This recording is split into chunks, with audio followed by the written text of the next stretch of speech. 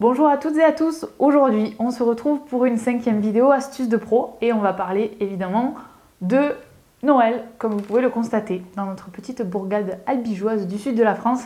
Il fait encore très chaud, on est le 28 octobre, mais on voulait quand même vous en parler puisque beaucoup d'entre vous sont des professionnels, créatrices de bijoux professionnels, et vous vendez souvent près de chez vous ou plus loin d'ailleurs. Donc on voulait vous donner quelques conseils en 7 points. Conseil numéro 1, comment on choisit le salon dans lequel on va vendre ses bijoux?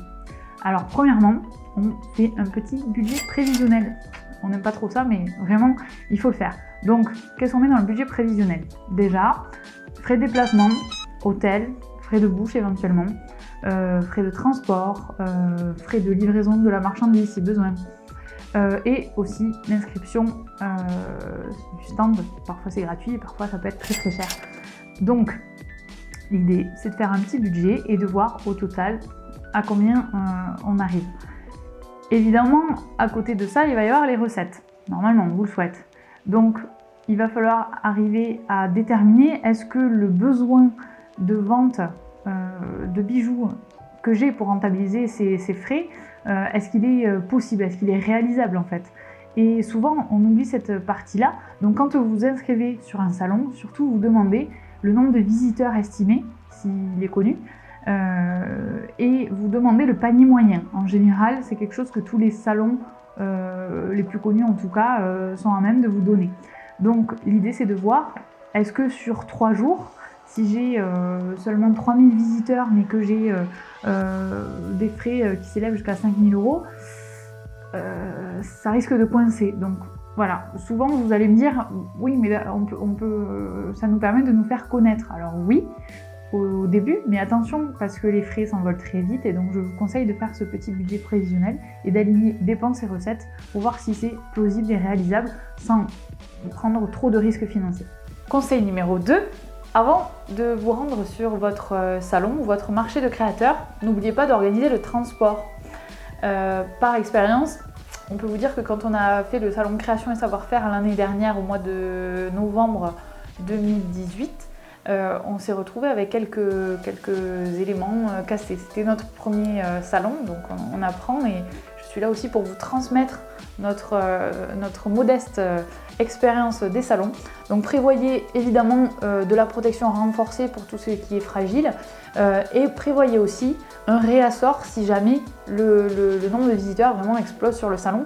Donc nous, ce qu'on avait fait, on avait préparé des petits colis à nous faire envoyer en milieu de salon si vraiment on se retrouvait à court de stock. Donc n'hésitez pas à faire ça, préparez les étiquettes d'envoi, etc. Et prévoyez un tiers de confiance qui vous envoie en express, en chronopost, en urgence des colis si jamais vous n'avez plus de stock à vendre. Ça serait quand même dommage de payer un salon alors que vous n'avez plus de produits à vendre. Conseil numéro 3. Avant le salon, réfléchissez à quelque chose qui est très très très important, c'est la décoration de votre salon. La décoration va vraiment tout faire et c'est ce qui va vous permettre d'avoir, comme on dit dans le jargon du marketing, un taux de conversion important. Le taux de conversion, c'est sur 100 visiteurs, sur 100 personnes qui passent devant mon stand, combien vont s'arrêter et acheter. Ça, c'est un taux de conversion. Donc le but, évidemment, c'est qu'il soit le plus important possible. Donc pour ça, je vous conseille de vous rendre dans notre rayon déco ici pour retrouver plein de choses. Des guirlandes lumineuses, des pompons déco, des présentoirs, des bougies, des fanions. Il y a plein de choses qui existent. Pour information, quand on a fait le salon de création et savoir-faire, qui avait très bien fonctionné pour nous, on s'était servi uniquement de nos produits en stock. Donc vraiment n'hésitez pas à aller y faire un tour. Ensuite, 4e conseil, sur le salon, très important, n'oubliez pas d'animer votre stand. Essayez de donner rendez-vous aux visiteurs sur votre stand. C'est-à-dire qu'en amont du salon, on va évidemment prévenir la communauté sur Facebook, sur Twitter, sur Instagram de notre arrivée. On va pourquoi pas faire venir des créatrices ou animer ses propres ateliers créatifs sur le stand. On va peut-être organiser des tirages au sort, des jeux, pour faire en sorte que les gens vraiment viennent sur votre stand et n'oublient pas de passer. Conseil numéro 5, Une fois que vous avez fait venir les gens sur votre stand, il faut arriver à créer le lien avec eux. Créer le lien, ça veut dire évidemment peut-être provoquer un acte de vente. Donc là, je vous fais confiance avec votre plus beau sourire. Ting. Et bien sûr avec vos explications et la mise en avant de votre savoir-faire. Mais ça peut aussi être par exemple en mettant en place un iPad ou un petit formulaire de tirage au sort où vous allez récupérer l'email ou le numéro de téléphone.